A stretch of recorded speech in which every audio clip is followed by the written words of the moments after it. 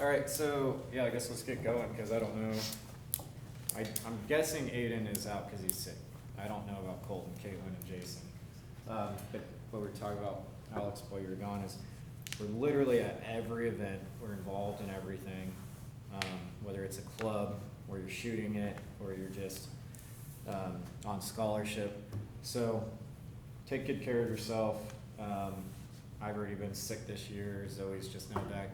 So eat healthy, be mindful of your surroundings. So yesterday Aiden collapsed while running camera at Dillon Lecture. Unfortunately, he didn't get hurt, he didn't hit his head. He fell into Brandon's chair. But from what the doctors said, he was dehydrated and hadn't ate anything. Just like Dawson last week hadn't ate anything. So make sure you're just like, keep a power bar on you or something. When I shoot, so like I'm shooting this weekend, it's gonna be an all-day shoot in Wichita. We have a small crew and we've spent like $350 on catering. Like, have food around you. Just because in that particular case, he just like said he felt dizzy all of a sudden and he just woke up on the floor. So it was really scary because I think he's probably in better shape than I am. He just like, just didn't feel his legs anymore. So yeah, take care of yourselves. Especially if you're gonna, so in his case, he had been standing like for probably an hour and a half. I don't know, how long had you guys been in there, Dawson? It was probably about an hour and a half. Yeah, and I mean, his job was to pan with the speaker, so he had actually like a role where he was kind of focused. I bet he didn't bend his knees or something and just, that's what the doctors thought. If you keep your legs locked, we had a kid in middle school, he passed out on the back of the bleachers, just fell off of them because he locked his knees. And in his case, I was like, oh man, is he having a seizure? Is he diabetic? And I didn't know it. Like, all these things went through my head, but doctors think it was just, a case of not bending his knees. And, we should have traded him out. Like, you and Dawson and Aiden could have switched, roles. I could have ran camera and gave him a break. So let's just be mindful of that. Keep an eye. It was dark in there. We had the lights off, so nobody noticed him, like, swaying or anything. He just kind of went down. But yeah, and that's in the case where like it was cool in there. It's probably like 65 degrees. Like, we weren't even out at seeing hills and some crazy place. So pretty scary. But fortunately, he's all right. All right, so frames per second. What I was looking for, and you did a little different, but it has a ton of great examples. So we're gonna watch it through. And quite frankly, I'm open-minded on this project. I really wanted everything on a 23:978 timeline and converted so you can see the differences. But what you did, Michael, was you exported in various frame rates, but it still shows some great examples. So let's watch through it. So I'm not. When you watch it, there's a part that's like right here. You'll see like a little bubble trail, and I kept the water at the same speed, so you'll be able to see like a good example of it moving faster with the faster frame rates. Music's nice, but we'll talk over it for the most part here. Yeah, it's just background. Okay, so let's start right off the bat because you kind of moved through it here. 24 at a shutter speed of 50. So this is the standard of what you would see me do, like an interview, a dialogue scene. Almost always my shutter speed is going to be roughly around double. And this isn't necessarily a shutter speed assignment, but you really don't have frame rates if you don't talk about shutter speed a little bit. So, or shutter degree. That angle comes back from like the film days and literally how opened up the gate was. But and so we still use a lot of the same terminology from that even in the digital era. But 24, so this is a really standard shot. The motion blur is really Hollywood-esque. This is what a lot of movies use, is that 24 at 50 shutter speed. So for me, anytime I have spoken word, any dialogue, this is what I'm using, almost always. So now you've cranked up your shutter speed, but we're still at 24 FPS. So now what's it gonna look like? What happens when that goes up? Someone help me out. What's it gonna do to the image? What's gonna do our motion blur? It's taking more images, so then you can get more light and It'd be less light. less light. Yeah, less light. but one of you other three, what's it gonna do to that image? It's gonna be sharper or is it gonna be more blurry? It's gonna be sharper, right? Yeah, it's gonna be sharper because you're getting more images throughout a time, so there'll be less blur, there'll be a sharper image. So it's not uncommon to see like a, say like a football hype video. It might be shot at a higher shutter speed to just add a little more edginess to that. I also see people crank that shutter speed a little bit when they're driving, if they're looking out a window, and things are going by pretty quick. Crank that shutter speed, you'll get a few more, you get a little sharper image and a little less blur. So if you're trying to read a sign or something. So it's a little sharper, so let's look at the first two again. I could drag this out all day. But these examples are great. Do you see that? What also changes, okay, so you mentioned it, so I'm not gonna quiz you on it, but the exposure changes slightly, right? So what did you have to do to adjust your exposure? Since you don't have all your settings here. I did color grading, like Okay, everything. So you just raised exposure? Yeah, everything I kept on the camera was the same, but the frames and the shutter speed. Okay, so all your exposure flickers are you actually color correcting and changing Right. exposure. Yeah. So grading will change the look of the image. Color correction adjusts exposure, white balance, and things like that. So you color corrected your exposure to match. That's Yeah. cool. Yeah, the f-stop and the ISO are both constant, same all the way through. Yeah, and these are great examples. So we'll keep going. Now you go up to what? You go up again, right? 250. So even sharper. Looking at bubbles, those kinds of things. Trying to make sure it stays at 1080. The splashes, now we're way sharper.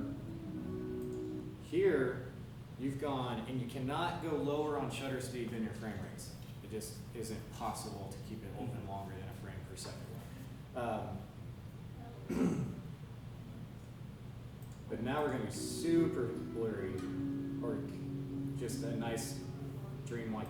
And you did go Yeah. lower here on your shutter, but look what it does to that image. Yeah, a lot of that, like where Which that. gives you a really like edgy feel, but it's definitely not realism, right? So this is where if you're starting to mess with like flashbacks, you see do this sometimes, dream sequences, drug sequences, you might see him try to do some of this manipulation. Yeah, and Sorry, there's go ahead, what were you saying? a lot of light exposure in that middle part of the drain and on the top part. So it 'Cause on started the- peaking. Yeah, the a little too bright. G85 showed it. It was over balanced. Yeah, So when I yeah. darkened it, You're not going to want to do this on anything unless you really got a reason to like mess with that blur to that heavy of an extent. But it looks kind of cool. I mean, it looks cool if that's what, if you're going for something like that. So now you're at 30.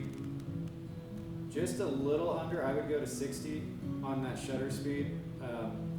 If I was going for, just doubling it up. So just 30 frames per second, but not on a 24 frame per second timeline now, right? This is just 30 right, S yeah, 30. I changed the frame rate to be 30. Yeah. Because that's where you can see with the water But moves you faster. didn't convert it, right? Right. Well, when I put it in, I converted it to the frame rates to match. Because when I filmed it, it was at 30 and 60 frames per second. But see, So if then you when I- converted this, it'd be 40% of the speed on a 24 frame per second timeline. So you still have it rendering out at 60.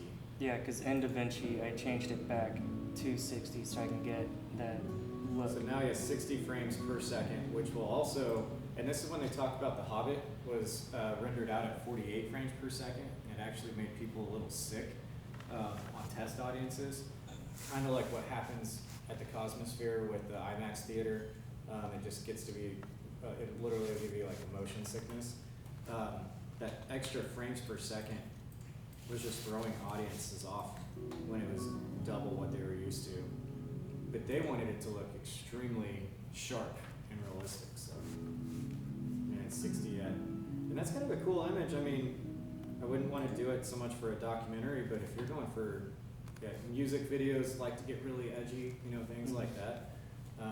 But your typical corporate marketing video, businessy video, which really helps pay the bills, you probably won't go with that like unique creative setting. But this 24 at 50, definitely. So the second part, I did it with, because the first one I did everything at 24, then 30, and then 60. Sure. So this one's now going to be 24, 30, 60, but all at 50 shutter speed. So you can Okay. kind of compare those more closely as you watch it. Okay. No, all these different settings are great. There are a lot of them are settings I probably wouldn't use, like 60 at 50, Mm-hmm. but having an example is awesome. I like this. It's like I use it So on a you're tripod. really comparing shutter speeds as much as Yeah. anything in a lot of it. That's cool. So. And you can see here you had to really pull that exposure, so it kind of gave you a lower quality image. But Yeah. With everything being gray, there's no color to really boost.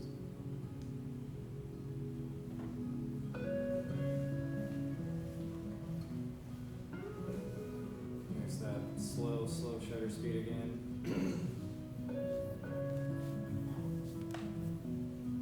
A lot of cameras, because you're working on Panasonic, I don't think the Canon would even allow you on that DSLR. I don't even think it'll allow you to under shutter speed on that. Maybe it will. Some of them don't though.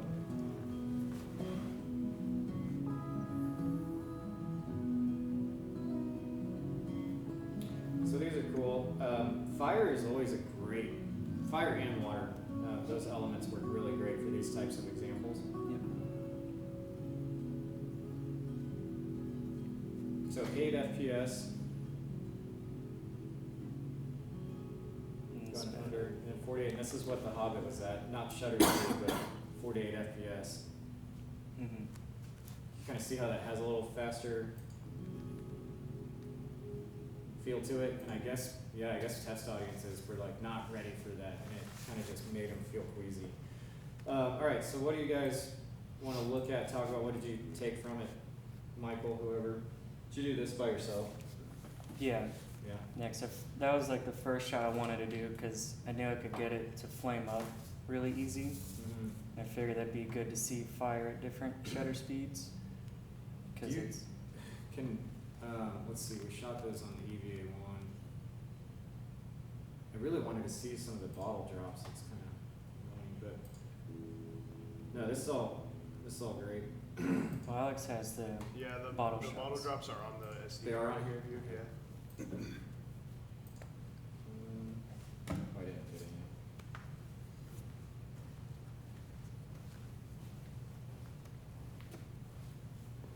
No, those are great examples though of just messing with the settings that you guys have to get so acclimated to your cameras and what you're doing when you're adjusting settings. And so you can watch all the examples you want. You should do that with different cameras and really get to know them.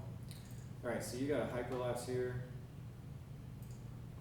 So 24 frames per second, one photo taken every 10 seconds. So you just set it on hyper, or you just set it on a timer and just moved it? Yeah. Okay. With the intervalometer.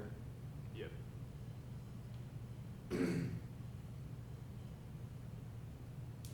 Oh, it's all kind of combined. That's cool. Mhm. All right, so let's look at that hyperlapse first. Although I think, I Um, don't know why. The only thing, because I was looking at this a little bit on Monday, my critique to this would be when I do a hyperlapse, and I don't do hyperlapses like exclusively or anything, but typically a lot less movement. Like I would have moved forward just like a step, Yeah, I and just like noticed another that. step, because you got to think 24 frames in a second, and a second, so that one photo, that 1 second can get you like to like the doorway. That'd be like 24 steps, right? And then you'd go to the next one. That's my critique, but that doesn't necessarily mean that there's like a right or wrong to a hyperlapse. And any time lapse can be done at different intervals. So you can go half second all the way up to like days at a time. And I just saw one the other day where it was ice melting out of Lake Michigan and like moving out into the bay. So that was over the course of several hours and even like probably a couple of days total. So they were probably doing one like every hour. So there's not really like a right or wrong, but that's what, it would have been less jarring is what I'm kind of getting at. So when we watch this, we're like at the door, Gage sleeping, lobby, But see, you're like jumping across the lobby where I would have gone ahead just a couple of feet. But that's my critique. It's like it'd be kind of funny as you go, you look at gauge and Yeah, then you you like turn. look at gauge and then pan away. Like, yeah, you could have given it just a little more life there, but it does. It takes you all the way through, which is exactly what you're kind of doing with a hyperlapse.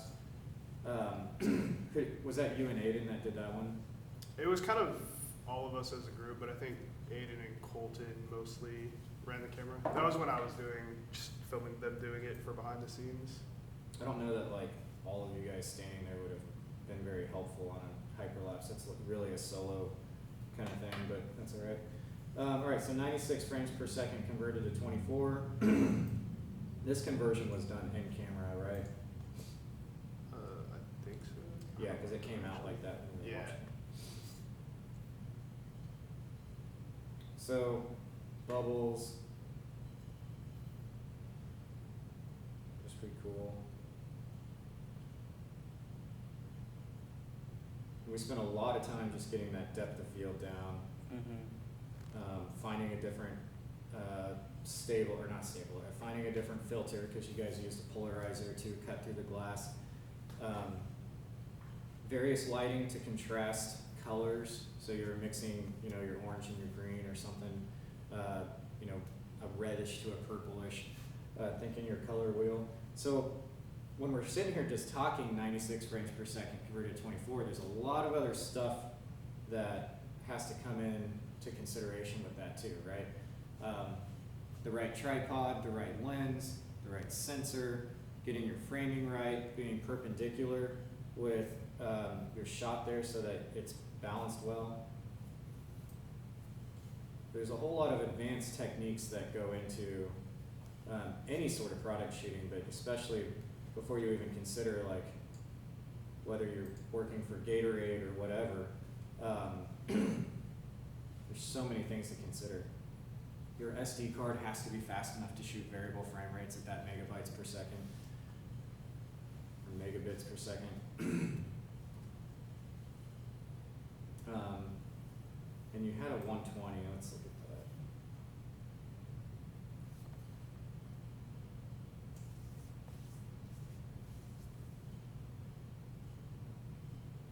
Did you guys do a drop at 120? I thought you did. I thought we did too, but Yeah, I'm pretty sure we did.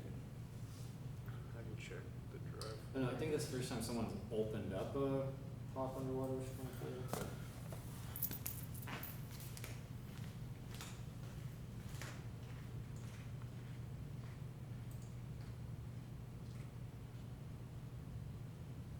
So like this drop, client probably wouldn't like as much, doesn't show the label quite as well, but it looks cool. But you gotta think like, who's your audience, what are you trying to tell them with that particular thing? I think that drop on the left there was really cool. Because you can see the label, but it's got kind of like a reverse rocket, like it's coming in, it's got the bubbles. I bet that was probably my favorite.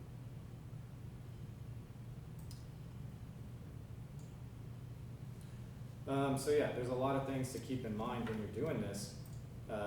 One, your kit cameras that you started with, the T6Is, won't do past 60 frames per second, 720. So right there, if your client was wanting this particular thing and that's your only camera, you would not be equipped for that job. You would need to be renting, borrowing. You'd have to get that in the budget. These are all things that are really important to consider. The G85 doesn't do 120 either, or 96. Those mid-range cameras don't have as many features. So in this case, we started with the red, where we could dial in to any specific frame rate and conversion that we wanted to, because you can customize almost anything, but then the HDMI port wasn't working. So when you're taking on jobs and you're taking on projects or whatever, you got to consider what you need. We were lucky that we had the EVA1 that still allowed us to do this, but if we wanted to shoot more specific frame rates, the EVA1 doesn't have nearly as many options as the Red had. So all of this is very important things to consider when you're getting into these advanced production scenarios. Anything you guys want to add to this? pretty cool. It's been a while since we've done bottle drops because they're kind of messy, but I always like that Yeah. project. What do you guys take from it? What would you do different? What would you do the same? Like, what's your take on this particular project? Well, one thing I definitely, like, if it were a commercial, I would use a taller tank, so then the bottles could just fall through the Yeah. visual frame rather than hit the bottom and bounce up, because that's we're pretty impossible limited to on that. control. Yeah, that little 10-gallon tank is not quite what I would do if I was doing this, contractually on big projects regularly. But the cool thing is, like, kind of like what we talked about with the time-lapse stuff, you can build this stage. I've seen them do it in apartments. People like work out of their apartments. There was two, what were they? I think they were just general media students in Australia, these two roommates. And they started a company while they were still in college, and now they get all sorts of major labels. And they're still just roommates in an apartment, I think in Sydney. And I stumbled on their social media, because they make really great stuff, but they do everything just like in their kitchen. It's really cool. So all of this is very accessible, and you're only limited by your creativity at that point. So they're just spinning bottles, throwing fruit, all sorts of things. That's what they do day in, day out. I have to look up who that was so I can show it to you guys. Any other thoughts? Okay. I think controlling the lighting Yeah, you was guys, really important. maybe more important than, because once you know that your camera will do 96 or 120, I think you're probably right. And cinematography is very much that. We get so caught up in a fancy new sensor and new like the 12K on the Blackmagic. Is that really relevant to shoot 12K? Not very often. The next camera I'm looking at purchasing is a C70 that only does 4K. It does 4K really, really well. Our Sonys that we like so much, the FX6 and the FX3, only do 4K. So you don't need to have all these bells and whistles. If you can get some variable frame rates, you can get really creative with it. So then you're exactly right. The lighting plays into that. And in this particular case, because of color more than anything, but I would say all of those drops were probably underexposed. You could have definitely used more light. But you didn't have a lot of time. I mean, like I said, when I've done studio shoots in the past, I might have spent several days, like full days, not class periods, in the studio just running tests, lighting tests, composition tests, which equipment to use. Especially for like magazine ads or catalog shoots, you might need a really long time to hone in on that. And when I came onto this one team, they had already built the catalog. And so when I came in and I had to match my photos to look like the catalog already. That took a lot of testing because I wasn't there when they shot the catalog. A whole different team shot that.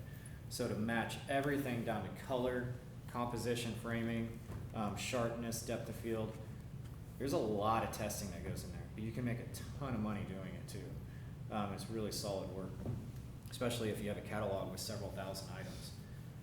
I had a buddy spend like 2 months just shooting every single type of lock and doorknob that this company had. So yeah, Michael, you've probably seen catalogs like that at Woodworks, right? Oh, yeah. What? Yeah. Yeah, somebody gets paid to shoot that. And it may not be the most exciting thing, but for me, in the studio, it was super therapeutic. Like I would have my laptop playing movies or like a show, music, and a podcast, whatever, and I would just be sitting there testing shots all day. I'd rather do that than hang drywall any day. So I really found it to be a really kind of relaxing time, especially if I was ahead of my deadlines and stuff. So, but yeah, that's all I have for today. Next thing we're gonna do, we're gonna kick into some industrial stuff. We're gonna work with the welding department, and so we're gonna be shooting high speed. We're gonna be shooting low light. We're gonna be shooting with filters, especially neutral density filters. We're gonna be talking safety a lot.